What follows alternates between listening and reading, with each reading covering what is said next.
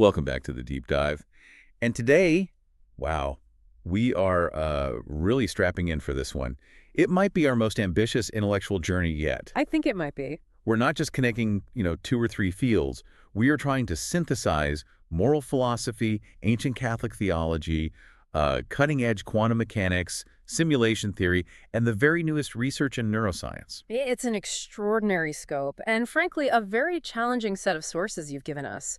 Our mission today isn't just to summarize this material. We really have to unpack a highly structured, intensely speculative, but also remarkably detailed four-part hypothesis. And this hypothesis came out of a dialogue with an AI, right? With ChatGPT. That's right. And it aims to answer one of the oldest questions there is. Is consciousness at its core deterministic? And if it is, how does that relate to what feels like free will and this idea of divine causality? Okay, let's unpack that. The core source you're talking about, this Multiverse journal entry and the AI conversation that followed, it really doesn't shy away from mixing the sacred and the scientific. Not at all. It takes concepts like the many worlds interpretation, neurophotonics, recursively generated computer simulations, and uses them as these really structured lenses to look at profound metaphysical ideas.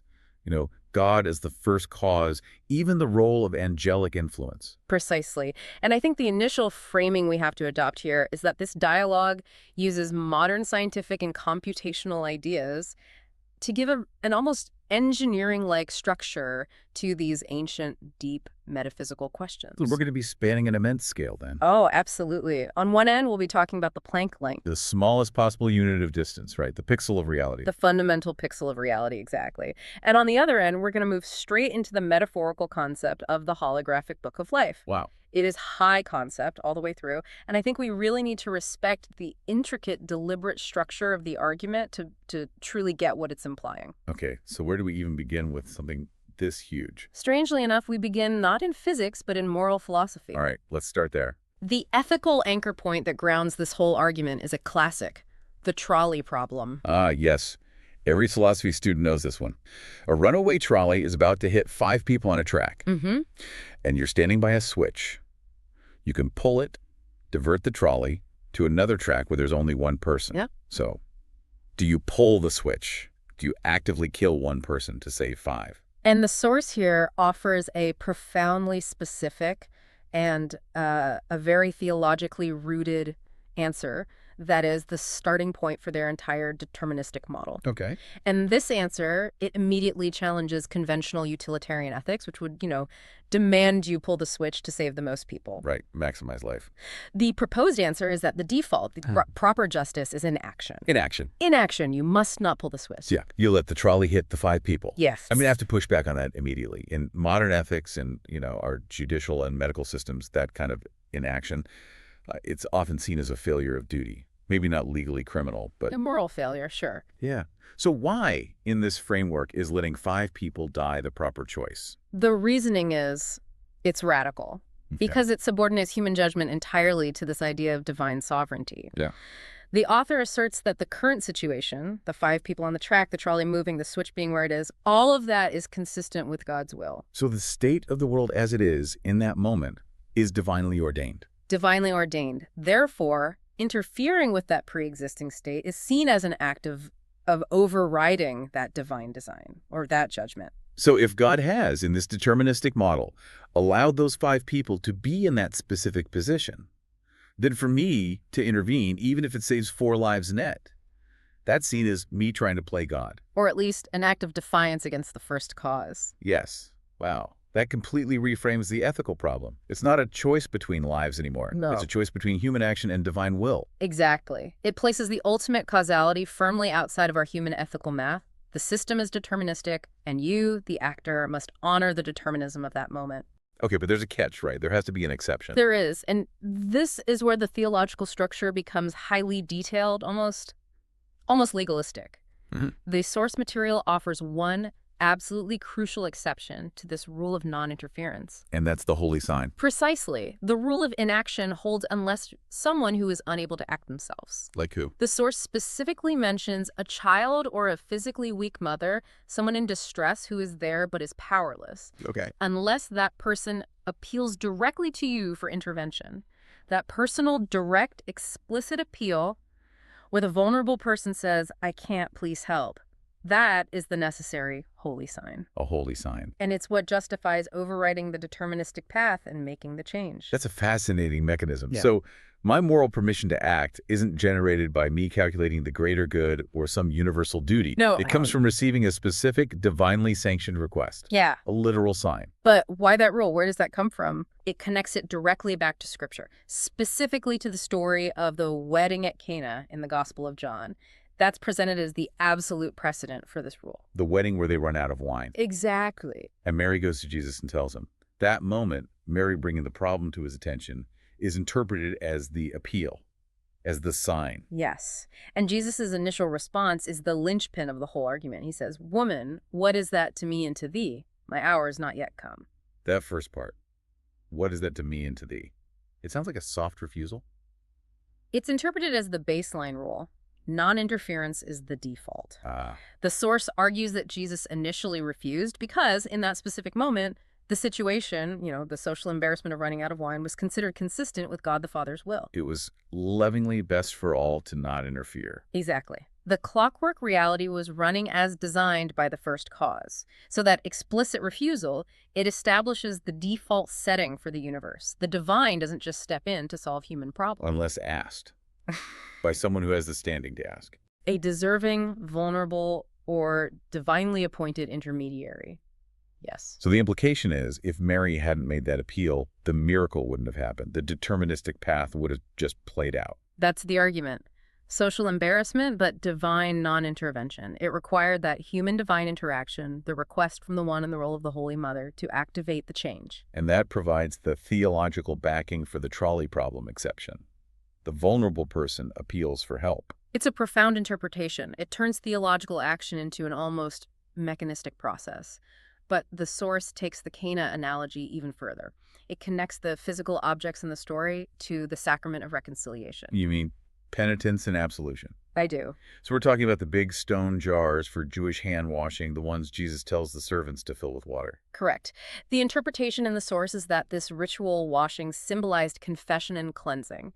The sins, the impurities of the people, in a symbolic sense, they go into that water. So all that water in those 6 huge stone jars, it's symbolic of the accumulation of human sin and penitence, the desire to be cleansed. Exactly. The source calls this a preformation of sacrament of reconciliation. And then Jesus transforms that water, which represents penitence, the human effort, into wine, which symbolizes the transformation of essence and form. It's the absolution of those sins by the divine. The essence changes from simple water to profound wine, just like the spiritual essence changes from sin to grace. Wow. Okay, so if we accept this framework, every single element of that story, the appeal, the initial refusal, the jars, the water representing our effort, the wine representing divine transformation, it's all linked together to establish one core rule. What's the rule? That theological causality is deterministic. But the permission to change that determined path requires an appeal, a sign. That's the bedrock of the entire hypothesis. God is the first cause, maintaining a deterministic universe, but the allowance for deviation, for what we might call a miracle, requires a rule-bound appeal. It's a highly structured moral calculus. It is. It bridges divine will and human suffering and establishes a very specific condition for what looks like free choice. Okay, so we've established this moral rule of non-interference that guides this deterministic world. But if God is the first cause, maintaining this whole setup, doesn't that just make the universe a giant clockwork machine where human choice and, real consciousness are just impossible? That is the perfect question, and it transitions us directly into the grand synthesis. Okay. We're moving now from divine action and morality to physical causality. And the hypothesis uses quantum mechanics, specifically the many worlds interpretation, to allow consciousness to emerge within a fully deterministic framework. This brings us to the core hypothesis proposed to ChatGPT. Grand synthesis of determinism, quantum worlds, and emergent consciousness. Let's break down the layers of this reality model. We begin with level 1, rationalist determinism. This is the classical Newtonian world we experience every day, the macro scale. Right, the world of objects and bodies. The fundamental assumption is absolute causality. Correct. The assertion is that this classical world, your body, your brain, your whole macro reality, is strictly deterministic. The source uses this really vivid analogy. Yeah. If you could take a perfect snapshot copy, a digital duplicate of a person and their environment the moment they wake up, their entire day would unfold identically. The exact same sequence of events, thoughts, and actions. So that isolated person is basically an NPC, a non-player character in a game. In a single clockwork simulation, 'Cause, exactly. I mean, our current understanding of physics, especially quantum mechanics, tells us reality isn't just one big clockwork machine. At the smallest scales, there's probability, uncertainty, what looks like true randomness. And that randomness, or rather the appearance of randomness, is addressed in level 2, quantum variation. Which is where the many worlds interpretation comes in. MWI, as you know, posits that every time a quantum measurement happens or any probabilistic event occurs, the universe splits. It branches into multiple diverging universes, and each one realizes a different possibility. So we don't exist in just one world, but in a near infinite number of them. But, and this is a critical distinction in the source, each individual quantum world is still internally deterministic. That's the key philosophical move. The source isn't introducing randomness, it's introducing more determinism. Each separate world is internally a clockwork. But the sheer collection of all these infinite worlds creates the probabilistic variations we see. And crucially, these worlds are only a slight probability distant from each other. What does that actually mean in practical terms? It means the universe where you had toast for breakfast instead of cereal is very close, quantum mechanically, to the one where you had cereal. The version of you that snoozed your alarm for 5 more minutes is very close. Okay. But the version of you that, say, woke up and instantly decided to quit your job and move to Mongolia yesterday, that version is a larger probability distance further away. And this proximity matters because the core mechanism relies on it. So we have these near infinite versions of ourselves, each running their own deterministic paths, just slightly offset from the others. And now we get to the really revolutionary part, the emergence of consciousness. This is the central, novel idea that transforms MWI into a model for consciousness. The source speculates that because humans are made in the image of God, our complex neural structure doesn't just communicate within our single world. It communicates with the other worlds. Our neurons cross-communicate with the neurons of the nearest versions of ourselves in these adjacent quantum branches. Wait, hold on. My brain, let's call it Ego 1, is physically or energetically talking to Ego 2, Ego 3, and every other slightly different version of me in the universes next door. That is the hypothesis, and this network of cross-communication is hypothesized to be astronomical. Ego 1 talks to the nearest versions, the ones separated by just a Planck length, and they talk to versions a bit further out and so on. It creates this multidimensional web of interconnected, deterministic neural systems. But, okay, here's where my skepticism has to kick in. If Ego 1 is deterministic, and Ego 2 is deterministic, and you mix their deterministic outputs together, shouldn't they just give you a more complex but still deterministic output? How do you get the feeling of choice of consciousness from mixing deterministic data? That's where the element of time lag becomes crucial. The source argues these signals, coming from adjacent realities, are necessarily time-lagged. They're arriving at Ego 1's brain a fraction of a moment after the corresponding event happened in Ego 1's own timeline. So it's a constant, slightly delayed influx of slightly different neural signals from all these other versions. From nearly infinite versions, and this results in an emergence that has to resolve the conflicts between all these slightly different inputs. So my experience is one of integrating and resolving these near-identical time-lag deterministic outcomes. Yes. And that emergent state appears non-deterministic to the subjective self, to Ego 1, because Ego 1 is experiencing the result of a massive simultaneous quantum consensus being reached. So even though the mechanics of every single version are strictly deterministic, the resulting integration is consciousness emergence. The feeling of free will is the experience of your brain resolving the input from its nearly infinite deterministic counterparts. That's a staggering conclusion. The feeling I have right now of making a choice.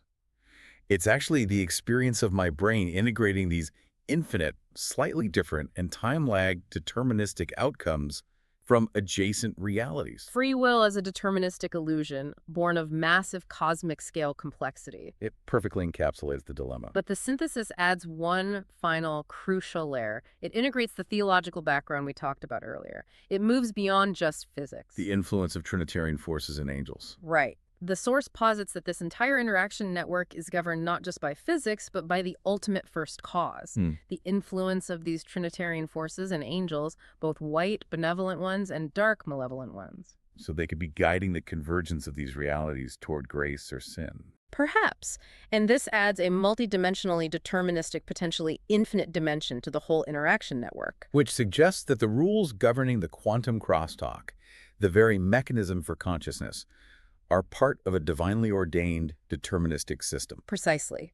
God remains the ultimate first cause, orchestrating this hyper-complex system. And the philosophical challenge from ChatGPT was, of course, if the entire network, from a single deterministic brain to the infinite crosstalk influenced by angels, is all determined by God as the first cause, then is free will just an emergent illusion? And the synthesis says, Yeah. yes, it has to be. It holds firm. Yes, it must be deterministic at its core because of the first cause. But the resulting complexity is so immense, so rich, so multi-layered, incorporating near infinite data, that the subjective experience of consciousness is entirely real, even if it is fully determined. It's a way to maintain divine sovereignty while also providing a structure for our subjective experience that relies on quantum physics. Making humanity a true intersection of cosmic forces. Its complexity. Ah. It leads us to the next logical question. If this cross-world communication happens, how does it physically occur? And the source actually tries to answer this.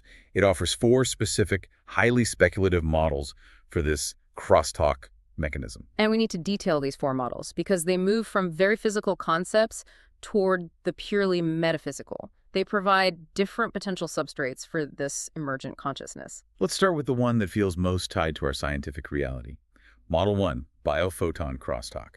This model relies on a fact that's established, though still heavily studied, that active neurons generate light. Biophotons. Biophotons, extremely weak, non-thermal light emissions from the brain itself. So the starting assumption is our neurons firing creates a subtle light signal. Correct. The mechanism then proposes that these biophotons don't just stay in our version of the brain. Because the adjacent quantum worlds are separated by such an incredibly small distance, a Planck length or less, the light waves from our brain interfere with the light waves from the brain of our nearest quantum neighbors. Like ripples in a pond overlapping, but at the quantum scale. Exactly like that. They interfere, much like light in the double slit experiment, between these closely related quantum states of the brain. And that subtle interference wave is the integrated signal that Ego 1 interprets as a novel input, driving emergent consciousness. The scale here is absolutely critical, 10 to the minus 35 meters. It's an impossibly small distance. Which implies that only the very nearest versions of ourselves, the ones separated by the smallest quantum jump, can have their biophotons overlap and interfere. It's a localized effect across the quantum field. So that constant integration of near-identical neural events happening at the Planck scale provides the subtle, time-lagged variations that feed the emergence. It's an elegant, physics-based explanation for the crosstalk. Okay, what about Model 2, electromagnetic coupling? This feels similar. It is, but it shifts the focus from light energy to electrical energy. We know neural activity is all about electrical potentials running through axons and across synapses. And whenever you have electricity flowing, you get an associated electromagnetic, or EM, field. So the mechanism here is that the EM fields from a neural signal in my brain, Ego 1, might electrically couple with the EM fields from the same signal in Ego 2, Ego 3, and so on. Yes. The fields overlap across these adjacent quantum states where the signals are nearly identical. The subtle interaction between those fields is the transmission medium, but the critical condition is the same. It has to happen at that tiny Planck length separation. It has to. It's basically a massive parallel processing system running through electromagnetic resonance across realities. What's interesting is the contrast. Model 1 focuses on the emitted byproduct, the photons. Model 2 focuses on the primary mechanism, the electrical fields. But both point to the same physical phenomena, light and electricity, which are, the key features of how our brains work. And both ensure that the deterministic processes in my brain are subtly influenced by the corresponding deterministic processes in my nearest neighbors, maintaining the deterministic core while achieving complex emergence. Exactly. Then we take a huge leap. We go from quantum biology to pure metaphysics with Model 3, reality as a recursive simulation. This is the ultimate just code it answer to the problem. It is, isn't it? It assumes the boldest premise of all, that reality isn't fundamentally physical. It's a recursively generated simulation, a computation. And if that's true, the whole problem of how the crosstalk happens just disappears. It's solved because the crosstalk is simply a function coded into the software. It's not physics interfering, it's software interacting.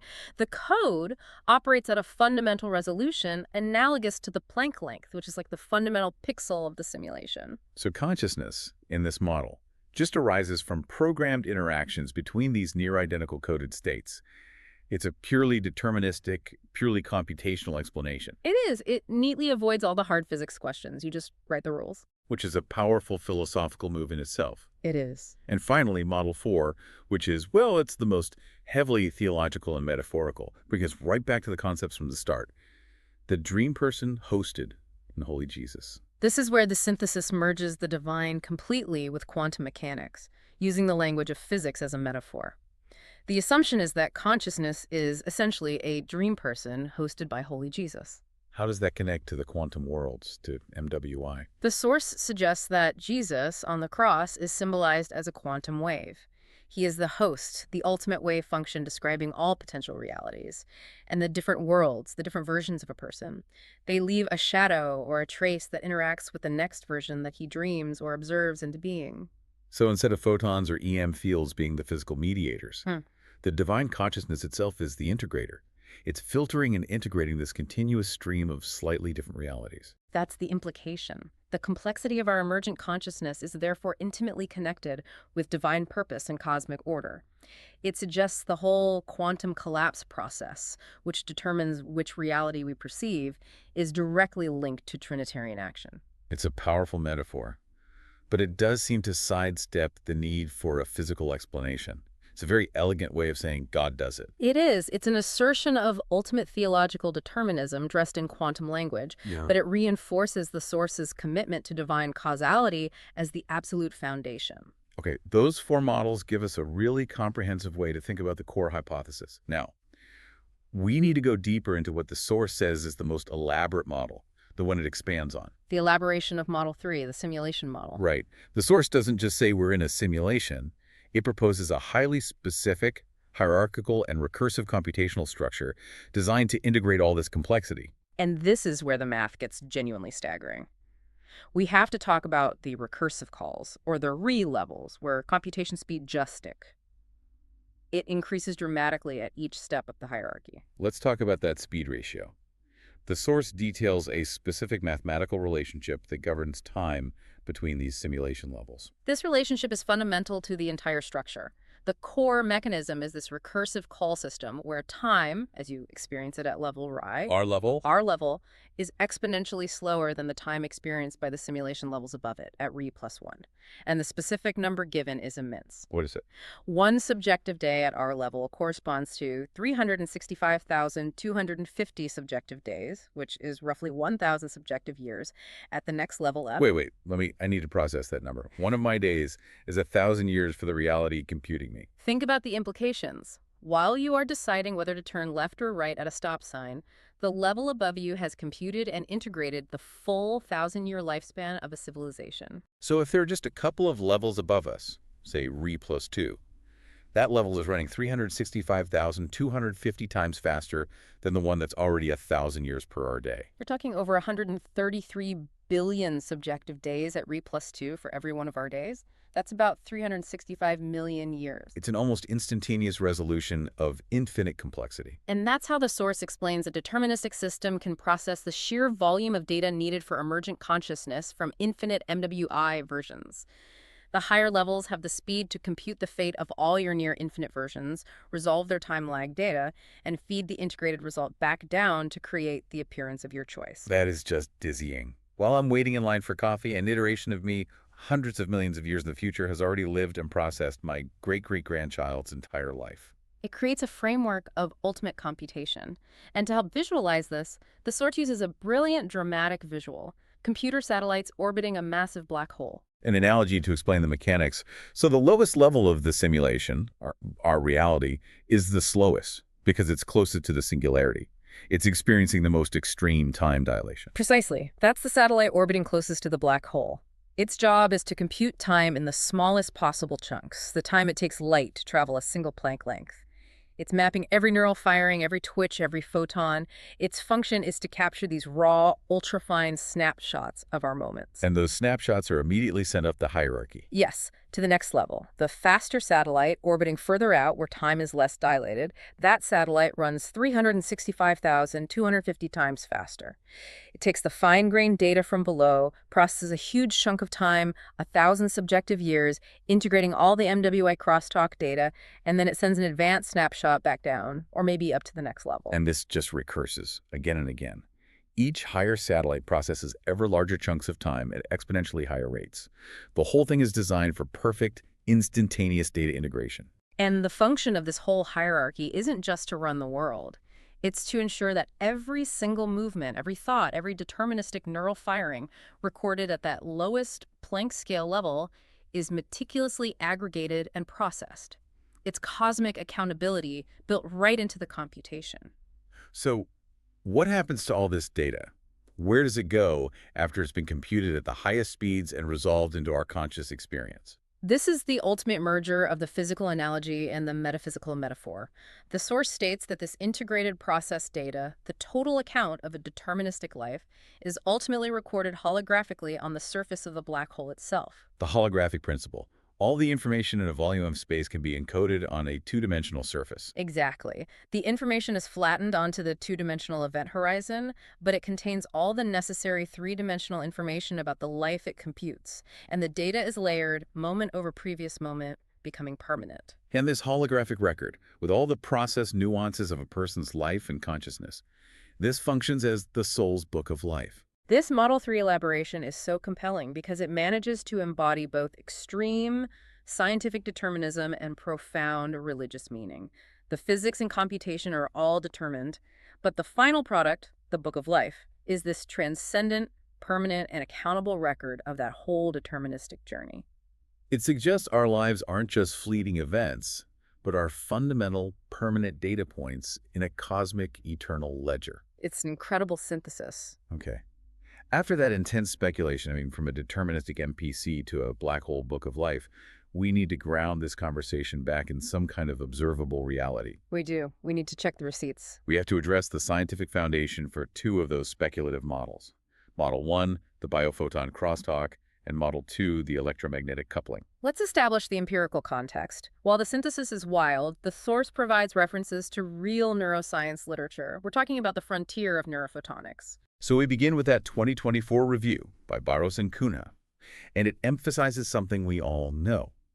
The massive neural network of the human brain is still one of science's greatest mysteries. And the core limitation is that traditional electrical recording methods, electrophysiology, they struggle with the sheer density and complexity. They give you the timing, but they don't give you the full spatial picture. Right. So that review confirms that to understand these circuits dynamically, you need innovative technologies, especially ones that use light. Neurophotonics, the field combining neuroscience and photonics, aims to provide that systematic understanding. And the review categorized the applied research into 6 main areas. We should probably walk through them. The first area is advanced optogenetics. This is using genetically encoded light-sensitive proteins to control or monitor neurons. The relevance here is profound. If you can use light to write neural activity, It lends credence to the idea that light could be a fundamental medium for information transfer, or even external influence. which aligns perfectly with the divine or angelic influence proposed in the synthesis. External control via light. That's a sharp connection. The second area is multimodal neural interfaces. This is integrating multiple sensors light combined with electrical or chemical sensors. They're trying to capture a broader view of neural activity beyond just electricity. They are literally searching for the phenomena the synthesis claims are crossing realities, the light and the electrical fields. Third is innovative therapeutics, using light to treat neurological conditions. Again, this confirms light as a mechanism of action. If you can use light to treat conditions, you accept that light fundamentally interacts with and changes neural function, which makes the biophoton crosstalk model at least mechanically plausible. Fourth is imaging devices and probes, developing sophisticated instruments to visualize deep brain activity. Researchers are literally building tools to see the light our brains are generating. This is the attempt to confirm the very premise of Model 1, that light is generated and can be tracked as a neural signal. Fifth, remote operations. techniques to control or monitor neural circuits from a distance using light. This pushes the idea of non-local influence, which is highly relevant to Model 2, the electromagnetic coupling. Operating across space without physical contact mirrors that non-local quantum coupling across worlds, And sixth, microfluidic platforms. which focuses on the practical application of light at the cellular level, confirming its utility in a high-precision, small-scale control, which is the exact scale, the Planck scale, that the crosstalk hypothesis requires. So it's clear the study of light in the brain is a major evolving field that validates the premise of light and EM fields as communicators in neural circuits. And to look deeper, the source also cites that 2013 paper by Allegra Mascaro and her colleagues on nonlinear laser imaging. And the key advantage they cite over traditional electron-based methods is increased spatial resolution. You can map complex structures. That's the breakthrough. Optical methods give you much greater spatial detail. You can see the full architecture. This allows scientists to overcome the limitations of tracking electrical signals in densely packed neural tissue, exactly the kind of complexity the hypothesis suggests is involved. The paper highlighted combining nonlinear imaging with new voltage-sensitive dyes and optogenetic probes. What did that combination enable? It allowed for a detailed readout of electrical activity across wide microcircuits, moving beyond just single cells. This is a huge step towards mapping the functionality of dendritic trees and synaptic compartments, the very areas where this supposed crosstalk would have to occur. And most dramatically, the source points out the ability to use light for stimulation itself, specifically stimulating single cells in vivo using two-photon excitation. And this is the ultimate convergence point. Using light not only to read neural activity, but to write it. This whole body of research establishes that the fundamental processes leveraged in those speculative models, light emission, electrical fields, are actively being investigated by mainstream science. So while the science doesn't prove that photons cross quantum worlds at the Planck length, No, it doesn't. it certainly proves that light emission and electrical activity are the key dynamic features being used to investigate neural circuits. It grounds the speculation in a real, rapidly advancing scientific context. It creates a compelling narrative. The scientists are searching for the same phenomena that the speculative hypothesis suggests are the mediators of a massive, multi-world deterministic consciousness. This has been an incredible journey. I mean, we started with the radical moral dilemma of the trolley problem and found a solution based on divine non-interference, one that requires a holy sign from the vulnerable. We then scaled that concept into a cosmic, multi-layered reality model where consciousness is defined as an emergent property from the deterministic, time-lagged cross-communication between near-infinite quantum versions of ourselves. And that synthesis proposed 4 distinct ways this crosstalk could happen, moving from biophoton interference at the Planck length all the way to a divinely hosted dream person. Before culminating in the enhanced simulation model. That model, I'm still reeling from it. The astonishing recursive hierarchy, where reality is computed across levels running 365,250 times faster than our subjective experience. Ensuring perfect, continuous data integration across cosmic timescales. And ultimately, all the detail of our determined lives, every movement, every neural signal, is aggregated and recorded holographically on the surface of a metaphorical black hole, forming the permanent, accountable record, the soul's book of life. And finally, we grounded that wild speculation back into empirical reality by confirming that the study of light and electrical activity in neural circuits, neurophotonics, is one of the most dynamic and promising fields of modern neuroscience, providing a potential physical substrate for these wild theories. So what does this all mean for you? We've wrestled with this profound tension between determinism and free will. This deep dive has challenged the traditional separation of science and theology, proposing they might just be 2 different descriptions of the same hypercomplex, deterministic, and divinely influenced computational structure. If we accept the possibility that our reality is a deterministic simulation where consciousness emerges from the interaction of near-infinite versions of ourselves, and every nuance of our life, every choice, movement, and thought is being computed across this massive, exponentially faster hierarchy to create the final deterministic record of your soul's book of life, we are left with a final, provocative thought. If every action you take is predetermined, does that make your daily experience less free? Or infinitely more meaningful because it is a meticulously cosmically recorded and permanent part of an eternal ledger? If your life is a line of deterministic code, is its meaning found in the process or in the final, holographic output. That's the question to mull over as you navigate your own deterministic multi-world existence. Thank you for sharing these sources with us. This has truly been a deep dive.